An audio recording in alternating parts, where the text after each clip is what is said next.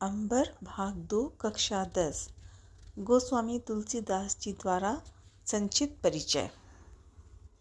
One मार्ग में प्रसिद्ध गोस्वामी तुलसीदास जी द्वारा लिखित ये कविता है। ऐसी प्रार्थना जिसमें ईश्वर की भक्ति, राजा राम की कथा और विशेष तौर पे राम के जंगल में आने का जब समय हुआ, वनवास की तरफ आना, तो वहां के वर्णन को बहुत प्यारे भाव में लिखा गया है। गोस्वामी तुलसीदास जी ने अयोध्या के राजा दशरथ जी के लाडले सुपुत्र श्री रामचंद्र जी को ही भगवान परमात्मा, जीवन का आधार या परम ब्रह्मा जो चाहे वो सारे नाम से मानकर उनकी लीलाओं का गायन किया गया है। प्रस्तुत इस पद में वन मार्ग में चारों अलग अलग वाक्यों के माध्यम से ये कहा गया है कि राजा राम के जीवन से क्या क्या चीजें, क्या क्या प्रयास, क्या क्या जीवन की उनके जीवन में जब वो छोटे थे, विवाह हुआ था सीता के साथ, पर अभी बहुत बड़े नहीं थे और वन में चले गए थे।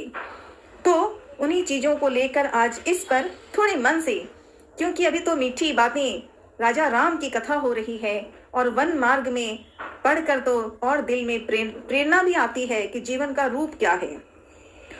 स्वयं लेखक महाज्ञानी गोस्वामी तुलसीदास जी ने अनेकों रचनाएं लिखी है।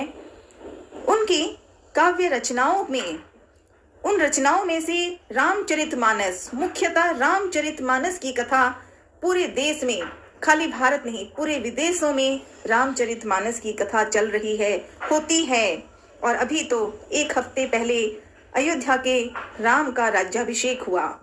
तुलसीदास जी की लिखी बातों को पढ़ने से ईश्वर का दर्शन स्वयं तुलसीदास जी के लिखे शब्दों से मन में भाव आ जाती है।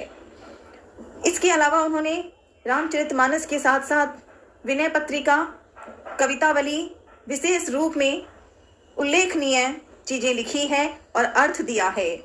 आपकी अन्य रचनाएं हैं दोहावली, कविता, रामायणम, गीतावली आदि आराध्य प्रभु श्री रामचंद्र जी की जीवन गाथा पर आधारित रामचरितमानस एक अनुपम महाकाव्य है। इसकी रचना हिंदी की एक प्रसिद्ध बोली अवध की भाषा अवधी में दोहा, चौपाई छंदों में लिखी गई है और विशेष तौर पे दिल के भावों को समझने का विनय पत्रिका वज्र भाषा में रचित प्रार्थना प्रेरक पदों का अनुपम संग्रह है। गोस्वामी तुलसीदास जी की बातों के साथ साथ अनेकों चीजें गोस्वामी तुलसीदास जी ने लिखी है और आज भी दिल में जो भाव ईश्वर की भक्ति का आता है, वहाँ यह नाम आता है गोस्वामी तुलसीदास।